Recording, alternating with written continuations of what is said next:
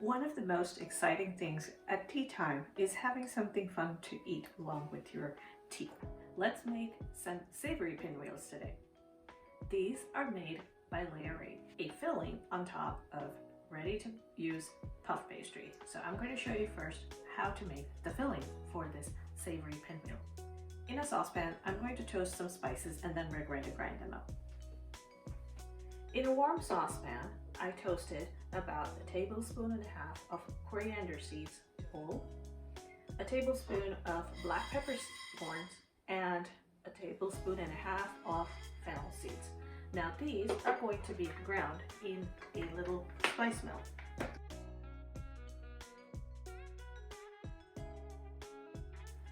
So here you have about 3 tablespoons of a mixed spice blend. You can decide if you want to use all of it or if you want to use just some. So that's what it looks like. Now in the same saucepan, I'm going to turn this to a medium-high heat. And to it, I will add, this is about 2 large tablespoons of cooking oil.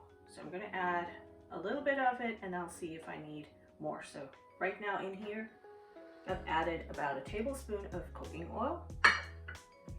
And since the pan is already warm, I know this part is going to go really fast. I have 1 tablespoon of finely crushed ginger.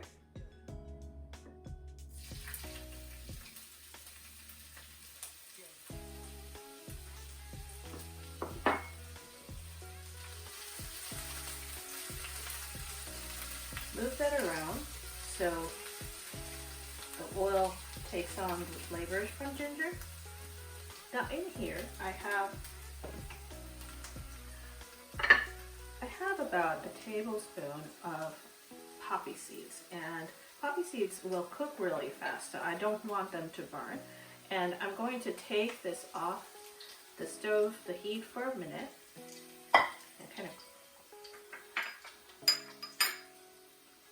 let this cool down just a smidge bit.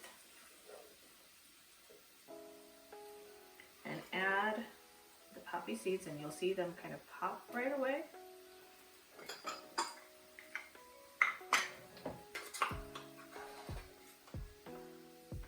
One tablespoon,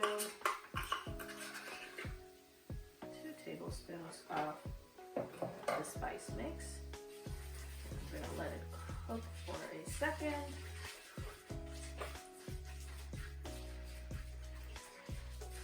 And you can tell how the poppy seeds are starting to kind of do their own little popcorn thing in there. But they kind of plump up a little bit in the hot oil. I'm going to add the last bit of the spice mix. So we have about 3 tablespoons of that spice blend that we had made with the toasted black pepper, the fennel seeds, and the whole coriander seeds. This mixture is still warm, so I'm going to continue to work with it.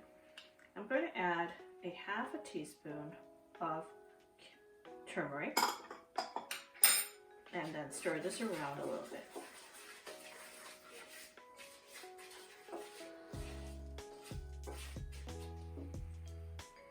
Now the next step is all the fillings that go in. So we have a few things. I have about 1/2 cup of blanched sweet corn. You can hear it sizzle.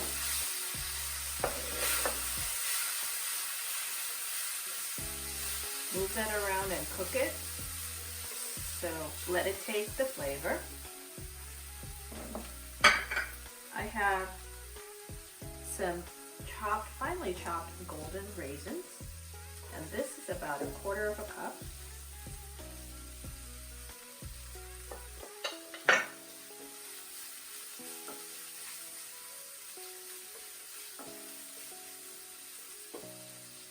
And to this we're going to add 2 boiled and mashed potatoes. Now these ones are red potatoes, and they were cooked and mashed, so it becomes that. And my stove is still on a low heat, so things don't burn while I'm trying to add the potatoes and things in here.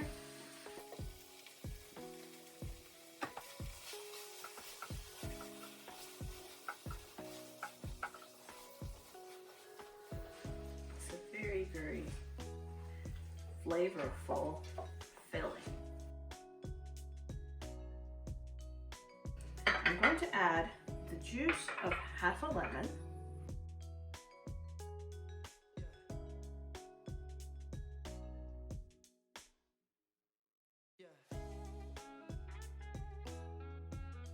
some cilantro, and I'm going to finish it with some Parmesan. But the Parmesan cheese, you'll see, Parmesan, I have about a quarter cup of Parmesan. I'm not going to add all of it in here just yet. I'm going to just dust in a little bit so that some of it blends into the mix, and we will add the remaining later. Salted to taste. And this is the filling for the pinwheels. Be sure to mix it in really well. In the next bit, I'm going to show you how to make these pinwheels. So, catch you in a minute. To make this, you need puff pastry from the grocery store, or if you have time, you can make your own. I get this in the grocery store. It's in the freezer section along with all the desserts. Get it ready to room temperature. I think it takes about 30 to 40 minutes for it to thaw. And when you unfold it, it'll unfold in thirds depending on the brand that you choose. This brand, the puff pastry unfolds in thirds. One side has a little more flour than the other, so I'm keeping the floured surface to the bottom. Don't worry about these seams. This folded area, we're going to cut along it. And from earlier, I had made the filling. I kind of let it cool down, and you can see that it is, it's nice to use a little ice cream scoop for this. What I'm going to do before I work with this anymore is take a little pizza wheel and just run it along the seam. So I have this dough trimmed into thirds first, and then trim each half into, or each third into halves. So your sheet will have 6 pieces. Now set them aside, just kind of separate them out a little bit so they're easy to work with. And there you go. And you can move the rest to one side so you're not crowding your workspace. And you have to go a little carefully on this one because you don't want the filling to fall out too much out of the edge. So I'm going to take about a scoop and start on whichever way end you feel most comfortable working with. I'm going to start with this end actually, and take a scoop of it, of the filling, flatten out as much as I can, and it won't be perfect, but that's okay. They will look pretty in the end. And this takes a little bit of time only because you want to make sure you don't have too much filling in any one spot, so you want to even it out as you go. Trimming them ahead of time before you fill it is helpful so that you don't have, your filling kind of go as a smear all over the place. Right, so I have this. And if you remember from earlier, I had saved some of the Parm cheese. Now the Parm is going to do 2 things. Apart from adding some flavor, when this whole thing starts to bake and cook, the cheese will help everything stick together and stay in one place. So now I'm going to begin rolling from one end. And as you go, as the pressure kind of builds on this, the filling may want to kind of fall out. And you have to go really slowly. And you can see it'll start doing that. And your first one is about ready. And you do this with the rest of them. So I'm going to finish up the rest of these pinwheels and show you what it looks like when it's done.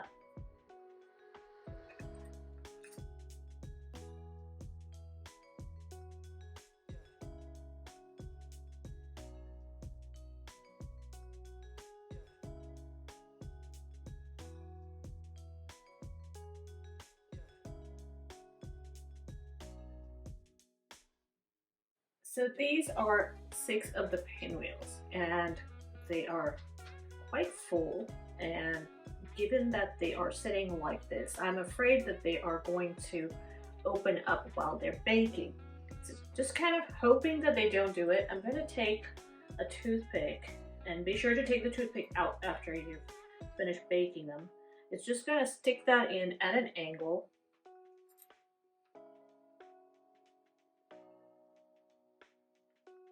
You don't have to be too worried about what it's going to do.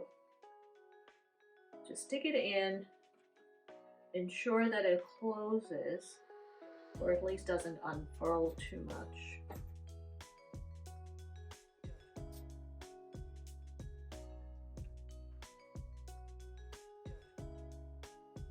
And these we're going to bake for about 15 to 20 minutes at 400 until they are nice and golden and, you know, kind of crisp and crunchy. The filling is completely cooked, so you don't have to worry about that. But I think someone in our house likes a little extra cheese, so we're going to put a little extra on them. And in a few minutes, I'll be back to show you what these look like. And before you know it, they'll be gone. Talk to you in a few. This is what it looks like when it comes out from the oven. I took out the toothpicks and they came off pretty easily. And I'll tip this one over to show you. You cannot even tell where the toothpick possibly was. So just be sure you remember to count how many toothpicks you put in. Those many should come out. I had 6, I got 6 out. So we're all set. And I'm looking forward to my afternoon snack of these puffed pinwheels and a cup of chai. Enjoy your day.